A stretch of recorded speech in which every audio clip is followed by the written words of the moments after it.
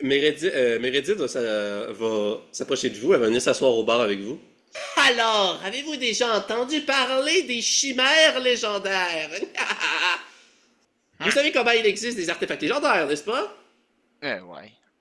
Oui. Ce sont des artefacts qui sont uniques au monde et irreproductibles. Enfin, comme il existe plusieurs espèces et variétés de chimères, avec plusieurs représentants dans l'espèce, il existe également des chimères légendaires, qui sont des chimères uniques au monde, dont il y a un seul représentant. Donc, de manière similaire à un artefact légendaire qui est unique au monde, une chimère légendaire est une chimère qui est unique au monde, et dont il n'existe qu'un seul représentant de son espèce. Les chimères légendaires ne peuvent pas se reproduire avec d'autres congénères et sont généralement soit infertiles, les connasses sont pas capables de se reproduire. Pas comme moi dans mon jeune temps.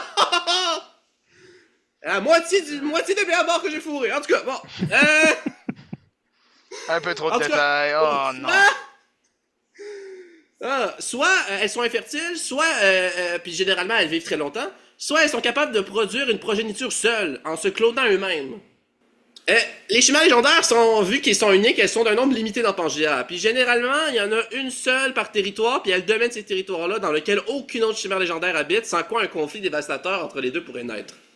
Les chimères légendaires sont aussi caractérisées par leur puissance largement supérieure aux autres chimères et leur taille généralement titanesque et leur très grande longévité. Certaines d'entre elles sont même nées durant le grand bouleversement, il y a 800 ans, et existent encore à ce jour, figurez-vous.